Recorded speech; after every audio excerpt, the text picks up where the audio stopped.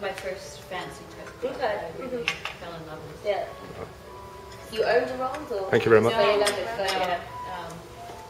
boyfriend at the time had a Rose. Nice. Yeah. And then from there, I just, I like sports cars. Yeah. Morgan. Yes, definitely Morgan. Morgans are nice. That's about the only hand-built British car there is left now. Yeah. Morgan. Yeah. TVR maybe.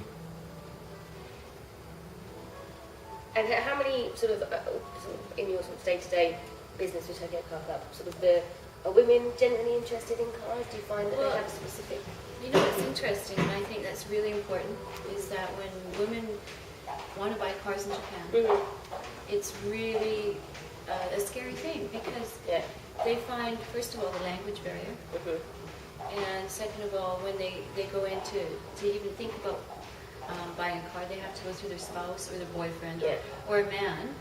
But with me being involved in the industry, I think it'll help women approach cars easily and want to buy a car and feel comfortable, because Tokyo Car Club, we have bilingual staff, we have accommodation for everything, letting them have test drives, and anything from the car insurance, we can take care of everything. And do you deal specifically with single women? Like women don't have to go through sort of the husbands and spouses to... The single women I've known who've bought in cars, they've never had approached it on their own. They've always had someone will come and... Yeah. Just for an opinion, or to help as them, well? Okay. help them through. Because interestingly enough, when you actually buy a car and stuff, you do need the salesman to sign everything. So you need your permanent residency, or you need your residence card. There's a lot involved, detail. So that's why call-ins are detail.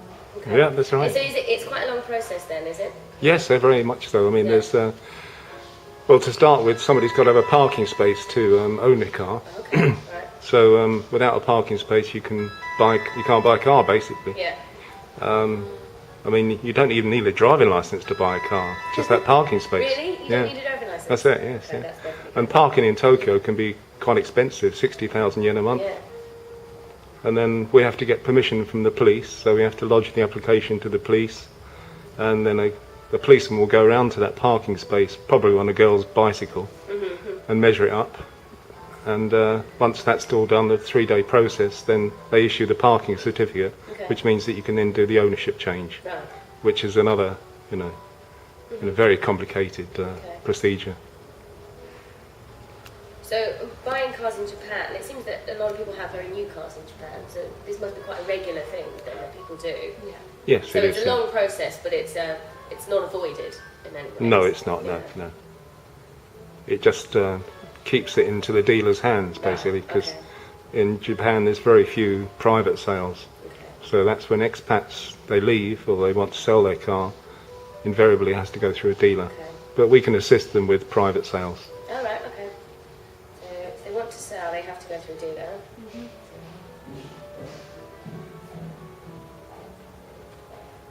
And how does a private sale go then? Would you take a commission on the sale? We'll charge a fee for that, yes. So case by case, it depends what paperwork we have to do and what things we have to change. Sometimes if the addresses have changed but the paperwork hasn't, that's a complete nightmare, so it takes us longer. Yeah.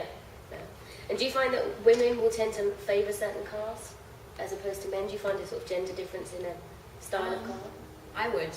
Yeah? Yeah. I think sometimes women prefer used cars too. Okay. Yeah, depends. Yeah, I mean, to be honest with you, Tokyo is, with the tight streets and everything. If you buy a new car, then your husband comes home and you've just had a scratch. Right. He comes home late and he's had a bad day at the office. The wife's going to get it. Right, yeah. But if it's a nearly new car that's got 1 or 2 pre-scratches on it, then it kind of lessens the... And a car will probably get scratched in Tokyo. Okay. And we've got our own body shop there, I might add. Oh, right, yeah.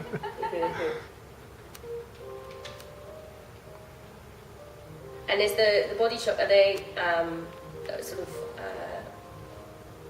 specialise in the cars themselves? Oh yes. Yeah, we can repair any car from a Aston Martin downwards, basically. Okay. A lot of the cars we supply are Odysseys, Honda Odysseys, Toyota Harrier, or Lexus models. But sometimes the second car can be an Aston Martin, a Porsche, or a Lamborghini. Okay. That's if they've got 2 parking spaces. Yeah, of yeah. course. But no driving license. So. No, it's funny, isn't it? Really? What's the proportion of women drivers in Japan, and sort of between the Japanese and the sort of international community?